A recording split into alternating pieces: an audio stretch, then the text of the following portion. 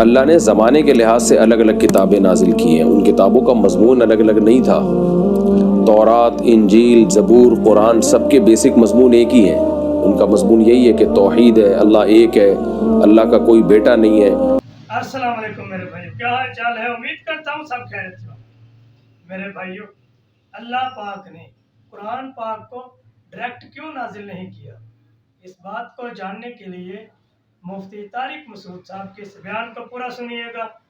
بیان پر جانے سے پہلے میرا یوٹیوب چینل سبسکرائب کر دیں اور بیل آئیکن کو دبا دیں کہ ہر آنے والا نیا بیان آپ تک پہنچ سکے۔ آئیے چلتے ہیں بیان کی طرف۔ مفتی صاحب، جب اللہ کو پتا تھا کہ میں الگ الگ کتابیں نازل کروں گا تو الگ الگ مذاہب بنیں گے اور پھر ان میں اختلاف ہوگا، تو اللہ نے ڈائریکٹ قرآن ہی کیوں نازل نہیں کیا؟ اللہ نے زمانے کے لحاظ سے الگ الگ کتابیں نازل کی ہیں، ان کتابوں کا مضمون الگ الگ نہیں تھا۔ تورات، انجیل، زبور، قرآن سب کے بیسک مضمون ایک ہی ہیں۔ ان کا مضمون یہی ہے کہ توحید ہے، اللہ ایک ہے، اللہ کا کوئی بیٹا نہیں ہے اور وہ عبادت کے لائق ہے، اور تمام پیغمبروں پر ایمان لانا ضروری ہے، اور موت کے بعد زندگی ہے، پھر جنت ہے یا جہنم ہے۔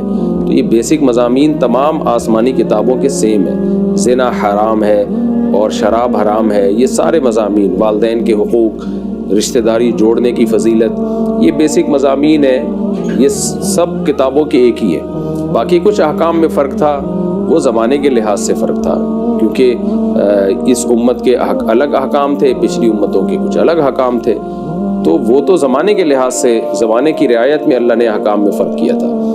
تو یہ جو اختلاف اور اتنے بن گئے ہیں، یہ اس لیے نہیں کہ آسمانی کتابیں نازل ہوئی ہیں زیادہ، بلکہ ان کتابوں میں انہوں نے تحریفات کی ہیں اور ہٹ دھرمی کی ہے، ضد کی ہے انہوں نے، اور ان کتابوں کے مضامین سے بھی ہٹ گئے ہیں۔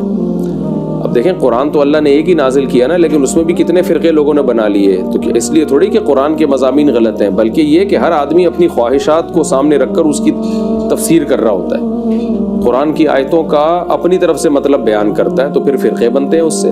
آپ اسلاف سے اعتماد ختم کر دو، صحابہ تابعین سے، ائمہ مجتہدین سے اعتماد ختم کر کے لوگوں کے حال پہ چھوڑ دو، تو پھر فرقے بننا شروع ہو جاتے ہیں اس طریقے سے۔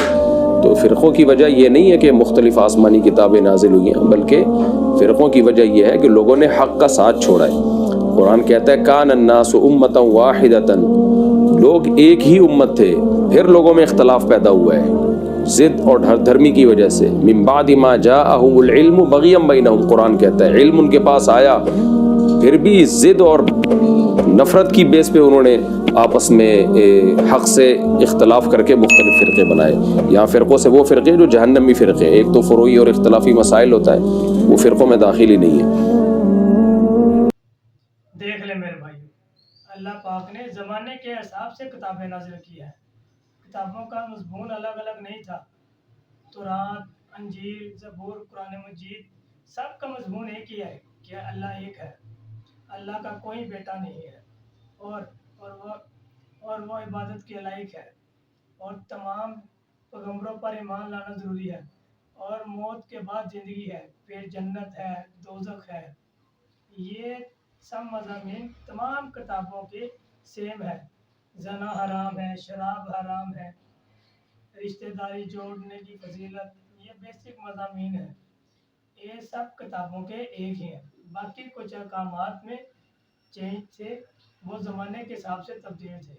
اس امت کے الگ احکامات تھے اور کچھ کے الگ احکامات تھے، وہ زمانے کے لحاظ سے احکام میں اللہ پاک نے فرق کیا ہے۔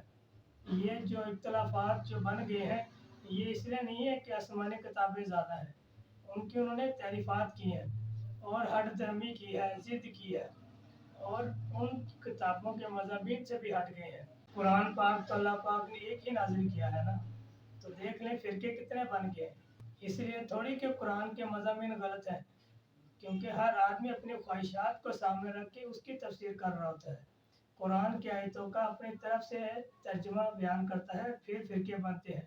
آپ اسلاف سے اعتماد ختم کر دیں تو لوگوں کے اگر آپ حال پہ چھوڑ دیں پھر فرقے بننے شروع ہو جاتے ہیں۔